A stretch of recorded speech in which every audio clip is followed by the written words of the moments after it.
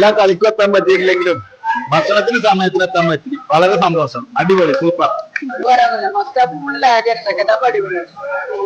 അങ്ങനെ നമ്മളെ മീറ്റിംഗ് തുടങ്ങാൻ ടൈമായിട്ട് ചെക്കന്മാരൊക്കെ നേരത്തെ എത്തിക്കണം. എല്ലാവരോടും പെട്ടെന്ന് കയറി ഇരിക്കാൻ പറഞ്ഞു. എന്നും ബീച്ചിലെ ശുക്കാർ ഒരു മീറ്റിംഗ് തന്നിക്കണം. അങ്ങനെ മീറ്റിംഗ് ആയിട്ട് തുടങ്ങിട്ടോ. ഫൈസലാണ് നമ്മൾ മെയിൻ. ഫൈസൽ പറഞ്ഞ നമ്മളെ മീറ്റിംഗിലെ ഓരോ കാര്യങ്ങളും നമ്മളെ കളിയിൽ ഇത്രയും ഊർജ്ജമായിട്ട് പ്രവർത്തിച്ചു കൊടുക്കും എല്ലാവർക്കും ഒരു അഭിനന്ദനമായിട്ട് അറിയിച്ചു. പിന്നെ നമ്മൾ അഖിലേന്ത്യ ലെഫ്റ്റ് സ്വന്തം നമ്മളെ ജലീലിക്കാക്ക ഉണ്ടായിരുന്നു.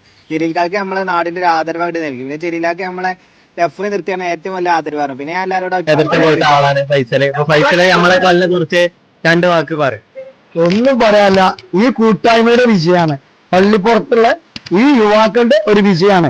എനിക്ക് പറയാനുള്ളത് എന്താ വെച്ചാല് നമ്മളെ ഈ കൂട്ടായ്മ എന്നും നമ്മളെ തലമുറകൾക്ക് ഒരു ഒരു എന്താ പറയാ വെച്ചാല് നമ്മുടെ ഒരു കാഴ്ചവെപ്പാണിത്. ആദ്യത്തെ ചുവടപ്പ് അങ്ങനെ പറയേണ്ടി വരും.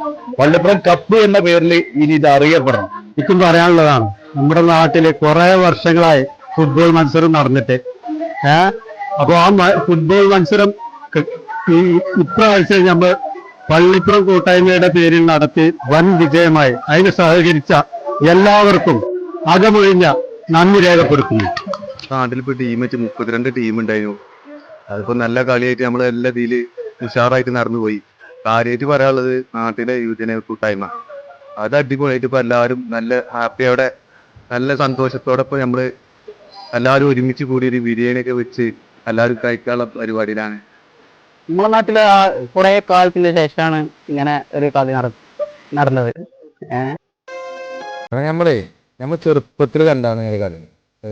അതേ കാലത്ത് അത് കഴിഞ്ഞിട്ട് ഇപ്പോഴേക്ക് 19 വയസ്സായി. എന്നിട്ട് നമ്മൾ ഇപ്പോഴാണ് അതേപോലെ കളി വെക്കുന്നത്. ഇപ്പോഴത്തെ കളി നമ്മൾ ഉഷാറായിട്ട് വെച്ചു. അടുത്ത നല്ലൊരു കളി നമ്മൾ ഒക്കെ ഉദ്ദേശിക്കുന്നുണ്ട്. ഗംഭീരമായിട്ട് നമ്മള് നടത്തിയിട്ടുണ്ട്. വളരെ